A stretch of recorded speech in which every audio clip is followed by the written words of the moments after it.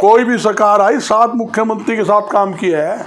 तो खट्टर तो भी 8वां मुख्यमंत्री है भाई, हैं? 7 मुख्यमंत्री का मुंह में आंगली फेर के देख खड़ी है। व्यापारी को कमान खाने की दुकान समझ रखा है। चंदा लेना तो व्यापारी, चिट्ठा लेना तो व्यापारी, टैक्स लेना हो तो व्यापारी, जहाँ कोई बेकार लेनी हो तो व्यापारी, दिवाली में लड्डू खाने हैं तो भी व्यापारी। हम पहले तो प्यार से सरकार को लेटर भी लिखेंगे, सरकार तक अपनी बात पहुँचाएंगे। अगर सरकार ने इन समस्या का समाधान नहीं किया तो व्यापार मंडल सड़कों पर उतरकर आंदोलन करेगा। व्यापारी की सुनाई नहीं करेगा भाई, उसका पक्का इलाज गांवों में और शहरों में, मंडियों में पक्का पुख्ता प्रबंध और पक्का इलाज करेंगे और लगातार करते भी आ रहे हैं। घोटाले के अंदर आज तक बड़े नेताओं का जो संरक्षक के अंदर जो काम हो रहा है, आज तक बड़े नेताओं के ऊपर हाथ नहीं डाला गया। व्यापारी के साथ किसी कीमत पर जाति होने नहीं देंगे। तो जात पात का भी चलेगा, हिंदू मुसलमान का भी चलेगा, जाट नॉन जाट का भी चलेगा। चुनाव मामला अलग है, ये है गैर राजनीतिक। व्यापार मंडल में सभी पार्टी के आदमी हैं, बीजेपी के भी है, इनेलो के भी है, जजका के भी है, कांग्रेस के भी है और न्यूट्रल भी है।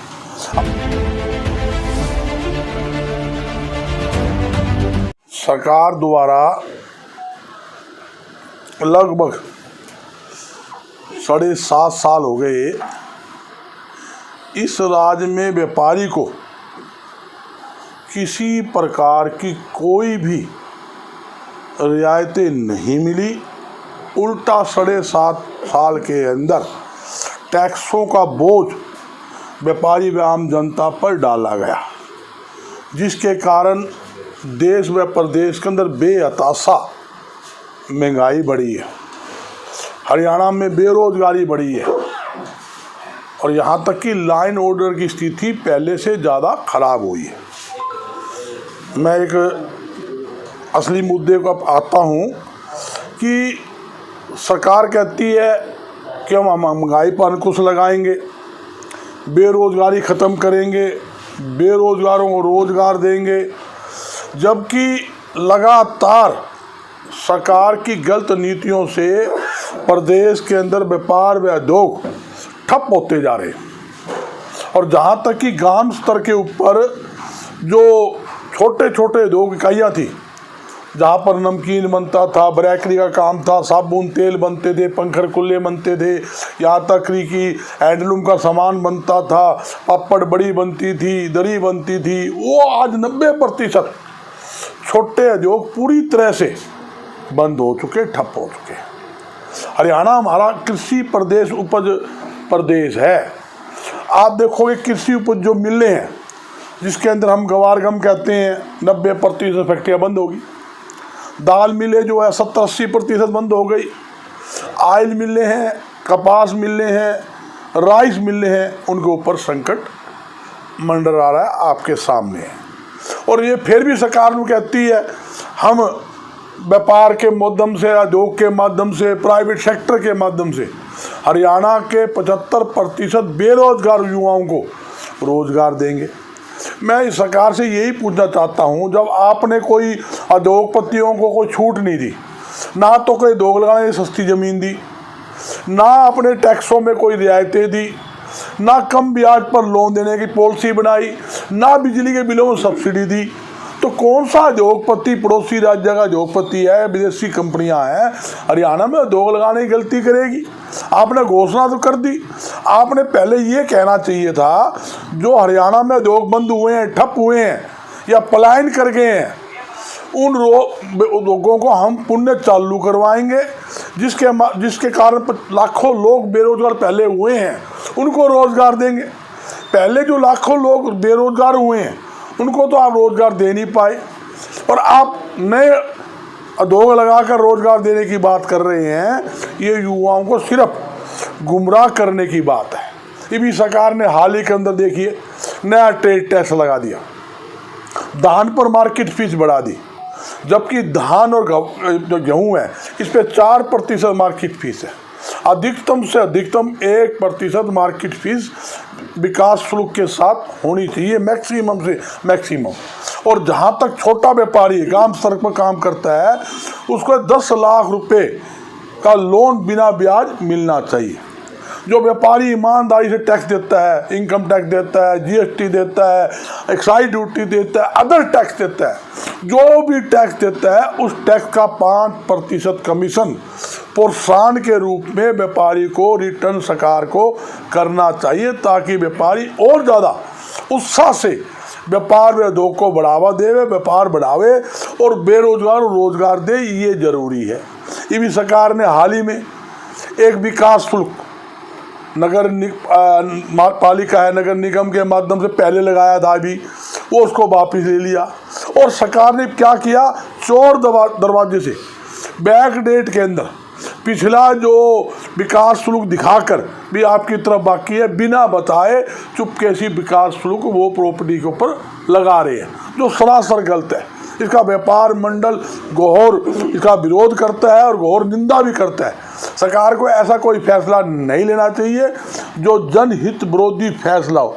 ये प्रॉपर्टी किसी 50 साल पुरानी प्रॉपर्टी ले ली, नक्शा पास करवा लिया, हाउस टैक्स वो दे रहा है, पानी का बिल दे रहा है और सारे टैक्स दे रहा है। आप नया विकास शुल्क किस बात का ले रहे हो, किस बात का चार्ज कर रहे हो? ये भूखी सरकार है।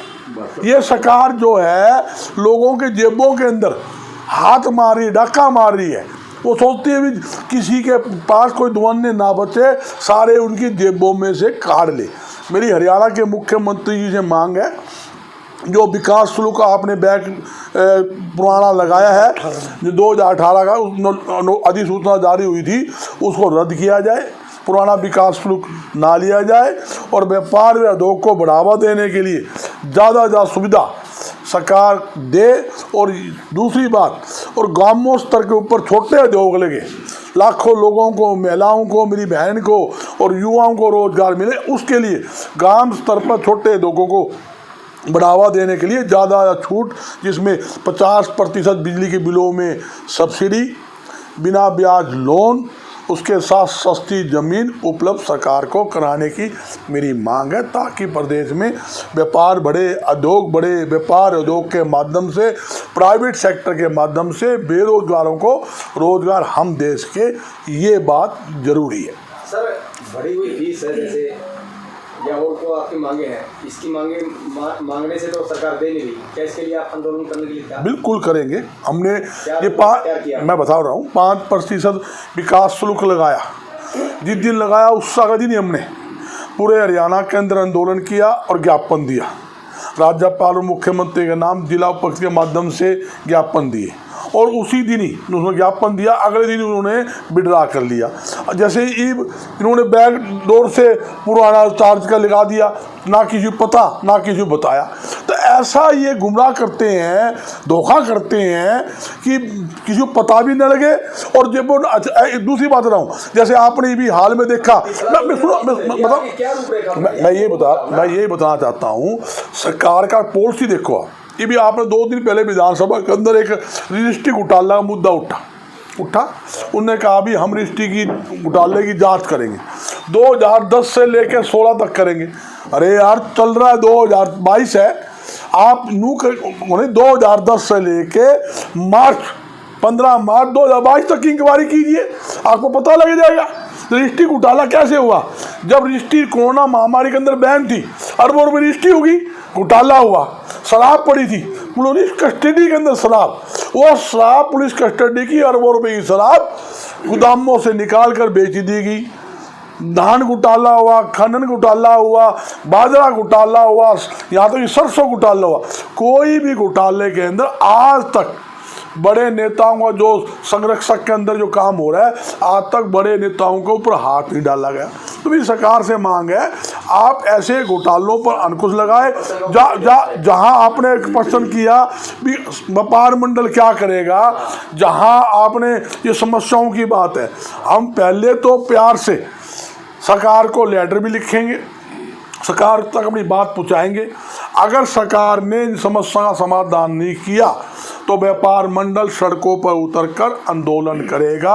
हर एक ब्लॉक स्तर पर, जिला स्तर पर, शहर स्तर पर, स्टेट स्तर के ऊपर आंदोलन करेगा, आंदोलन करता भी आया है हर मुद्दे के अंदर। मैं बताना चाहता हूँ मेरे साथियों को, हरियाणा में जितनी वारदातें हुई हैं, अपहरण की, लूटपाट की, हत्या की, हर आंदोलन के अंदर सबसे पहले व्यापार मंडल ने वहां जाकर सहयोग किया और उन अपराधियों को पकड़ाने में अपनी अहम भूमिका निभाई। चाहे सिद्धों का मामला है मर्डर का, चाहे अपने जींद का मामला है, चाहे आपका पानीपत में लूटपाट का मामला है, चाहे कुरुक्षेत्र का है, करनाल का है, बिहानी का है, तोशाम का है, सिवानी का है, अगरवा का है, हिसार का है, कोई ऐसा क्षेत्र नहीं, पुंडरी का है। हर जगह जहाँ जहाँ भी व्यापारी के साथ जाती हुई है, हमारी व्यापार मंडल की आपके सामने टीम बैठी है, बहुत सीनियर साथी बैठे, बहुत मजबूत साथी बैठे, इनके नेतृत्व के अंदर हमारी पूरी टीम ने काम किया है। उसके लिए मैं टीम को बधाई भी देता हूँ। और व्यापारी के साथ किसी कीमत पर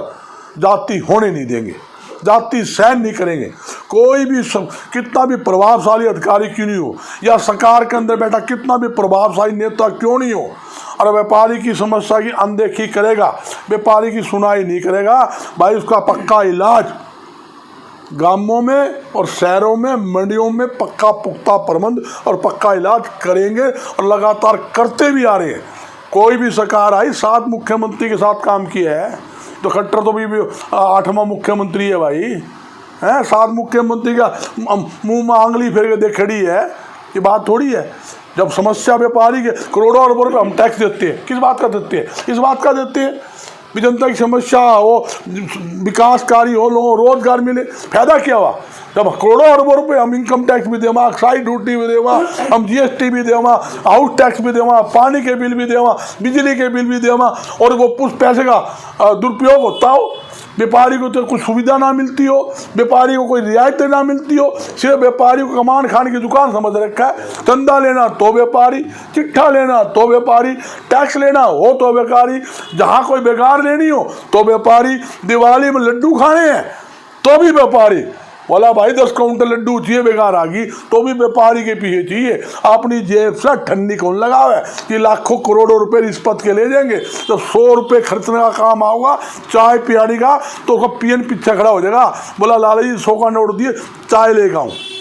इनका गुद्दा नहीं है, गुद्दा सिर्फ व्यापारी को भगवान ने दिया है। यह शक्ति हम 100 रुपये कमाकर 200 रुपये खर्च करने का मादा अगर किसी को दिया है, तो देश के अंदर कुल देवी माता लक्ष्मी जी ने व्यापारी को दिया। वो क्यों? वो धर्मपूर्ण करता है, धर्मपूर्ण धार्मिक व्यक्ति है, वो अच्छा सोचता है ताकि भाई मेरे माध्यम से किसी का भला हो। ये सोच व्यापारी के है, उस नीति के ऊपर व्यापारी चल रहा है। और व्यापार मंडल टीम आज से नहीं, सदियों से आपके सहयोग से काम कर रही है और व्यापारी के और आम जनता के हित के लिए हमेशा लड़ी और आगे भी लड़ती रहेगी। इसमें चुनाव तो जात पात का भी चलेगा, हिंदू मुसलमान का भी चलेगा, जाट नॉन जाट का भी चलेगा। चुनाव मामला अलग है, ये है गैर राजनीतिक। व्यापार मंडल में सभी पार्टी के आदमी हैं, BJP के भी है, इनेलो के भी है, जजका के भी है, कांग्रेस के भी है और न्यूट्रल भी है। हमारा इससे कोई मतलब नहीं होता। हमारा मतलब क्या होता है कि हम ज़्यादा ज़्यादा व्यापारी को, आम जनता को सुविधा दुआ सके।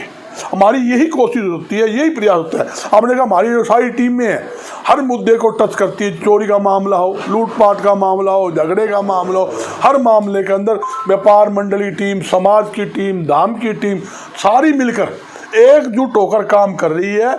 और इसके लिए मैं बधाई भी देता हूँ सभी इकाइयों को कि सारे मिलजुल कर जनहित के अंदर काम कर रहे हैं और आप लोगों सहयोग से कर रहे हैं, इसमें कोई दो नहीं।